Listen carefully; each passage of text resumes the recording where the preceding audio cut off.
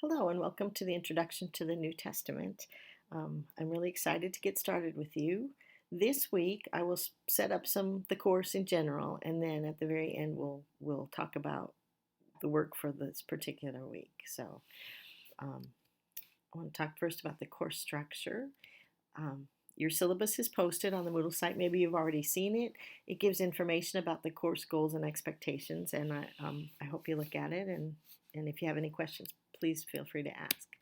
In terms of assignments, each week we'll begin with a brief narrated PowerPoint like this one, and then there'll be a reading assignment followed by a question to discuss with your classmates and myself. The PowerPoint will be a link, so you'll see presentation one or two or whatever, and when you follow that link, it takes you to a YouTube site, the YouTube site for the recording. After this first week, we'll be talking, which is introductory, we'll be talking about a general section of the New Testament. You'll be reading about it, and then we'll pick an exegetical method and an exercise from each section that I think hopefully is interesting to you and also highlight something distinctive about that section of the New Testament. And you'll understand that more when we look at the course outline. There's way too much material to cover in 8 weeks, and so you'll be reading about stuff that we don't have a chance to discuss.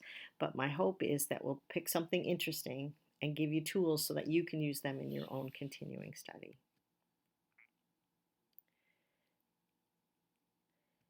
I'm not going to talk very much, so the presentations where I narrate the PowerPoints are short, and I would like you to engage the readings in each other, and I would love to have a lot of conversation with you.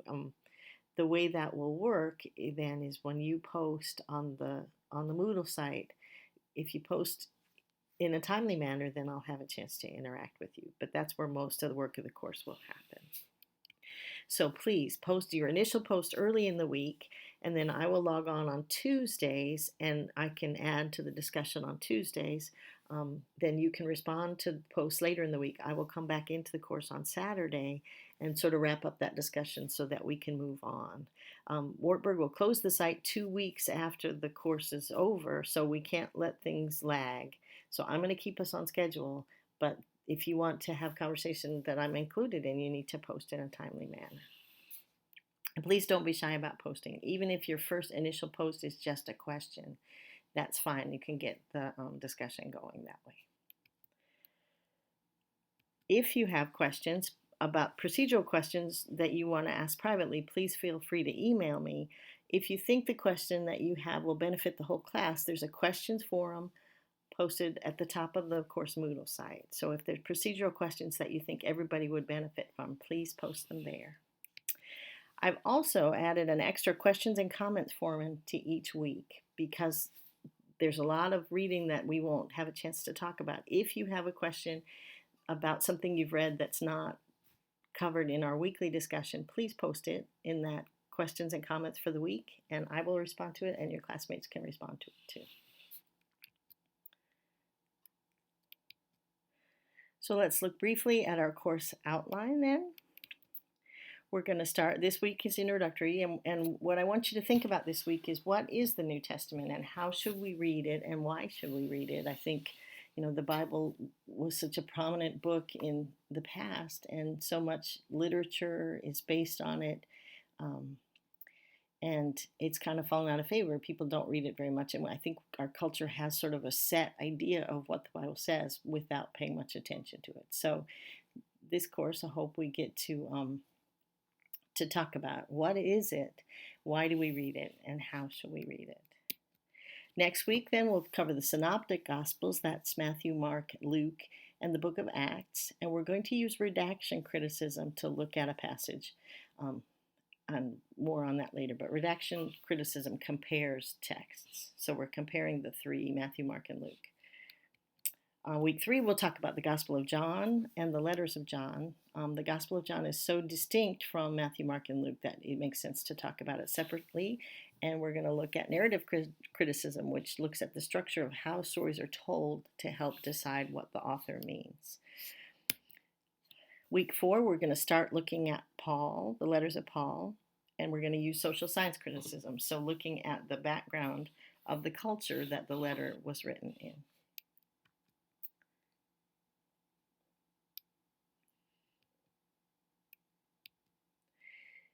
Then in week 5, we'll continue our study of Paul. So we're going to look at a passage from Romans first, and then a passage from 2 Corinthians. And then we'll use rhetorical criticism. So all Paul's letters are written to specific communities, and he has specific objectives in mind.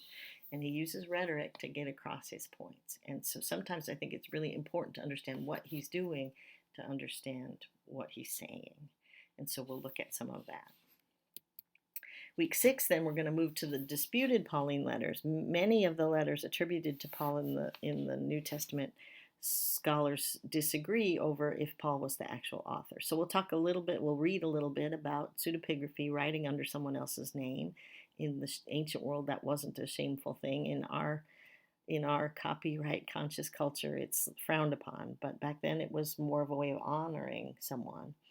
And we're going to use feminist criticism to look at the people that get excluded in the Pauline letters, or the disputed Pauline letters especially. Week 7, we'll talk about the Catholic epistles. That's James, 1st and 2nd Peter, and the letter to Jude.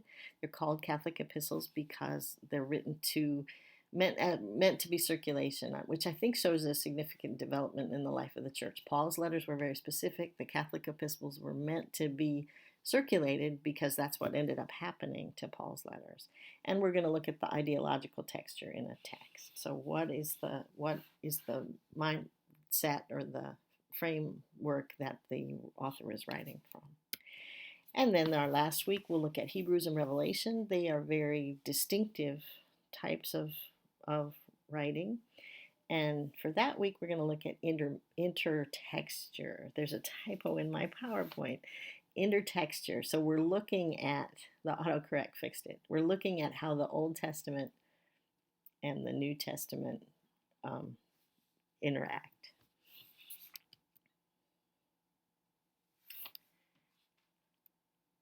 Our course textbook, the only textbook that you're required to buy, is David De Silva's Introduction to the New Testament. I chose this textbook because I like, in general, his approach. So he's going to use a very scholarly, historical, critical approach, and he discusses all these different exegetical methods. And yet his goal is to have a reading that builds up the church. So it's both scholarly and confessional at the same time. And if you think about how, in terms of a spectrum, sometimes you can get such a scholarly reading that any meaning for the church is set aside entirely, or you can get such a confessional or devotional reading, which is, there's nothing wrong with either of those, but that's not necessarily helpful or what we're going after today. So I would say that there's lots of different ways to read the New Testament, and I like De Silva's kind of blend of, this is sacred literature written to benefit the church, but we can study it in a scholarly manner. I also like his exegetical sections. Again, I think we will use some of them to examine the passages. There's not time to use them all, but I'm hoping that they will benefit you. If you read a passage that you think might benefit from one of the methods we haven't discussed, you have his description there to use.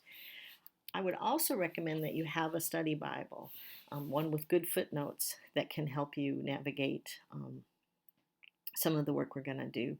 HarperCollins has a good one. There is a good Lutheran study Bible, but there's many others. All study Bibles, as also the textbook and the books of the New Testament, have a perspective, and it's helpful to kind of identify the perspective of the author that you pick. So I know there's like the Life Application Study Bible. That's much more devotional. It's also a little more, I think, conservative than I would tend to be. But if you have that and you want to use it, that's great. It'll add to the conversation. But I think it's helpful to know the perspective of the study Bible that you've chosen. If you have access to commentaries, that might also be very helpful to you. We're covering Romans, Corinthians, 2 Peter, Ephesians, John, the 3 Gospels, and that ends up being a lot, or the Matthew, Mark, and Luke. That ends up being a lot of books. So I don't expect you to purchase commentaries on all the books we cover, but if you have access to commentaries, that might also be helpful. This class has been difficult to design because I don't know if I said this already, but I don't know much about you all yet. So I don't know how much scholarly work you've done, or I'm assuming you don't have any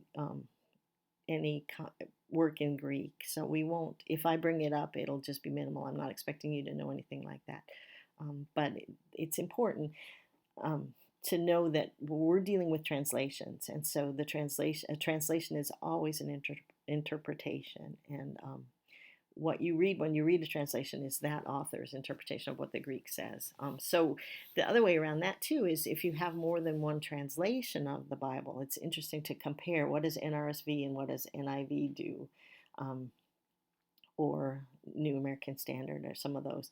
And the different word choices, if the passages come out very differently, that will tell you that the Greek is difficult there. So I don't know how much of that you may want to do on your own. We probably won't do a lot of that kind of work. But if there's something interesting in the Greek, I will certainly bring it up in the conversation. Together, I would like the class to construct a glossary of terms. So I'm going to post a glossary assignment on the Moodle site, and I will give you a list. And once I know how many people are in the class, I'll split up that list. And so as you go through the course, I would like you to add to that glossary in your own words a definition of the terms that have been assigned to you. And then I think that will be a useful tool to all of you at the end, that you'll have a glossary of New Testament terms. And then we'll conclude the class with a final assignment. It'll be due by April 17th. That's 2 weeks after the course is concluded. It can be posted to the final assignment form, which I will put up on the Moodle site. If you post it there, then the other course participants will be able to read what you wrote. If you do not want to share it with the other participants, you can email it to me directly. And either one of those is fine with me. That's entirely up to you. The assignment will be to choose a short passage from the New Testament, one that we haven't covered, and one of the critical methods that described in De Silva. You can use one that we've used before or pick one of the ones we didn't. Write a 5 to 6 page paper, good language, properly footnoted, with a bibliography if you use other sources, though you won't be required to use anything beyond De Silva. And describing your interpretation of the passage. I will post a rubric that'll give you more details on exactly what my expectations are for that paper.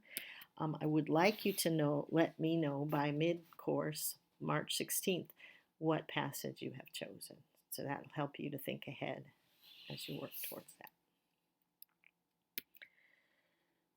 And so with that, let's look at our work for this week.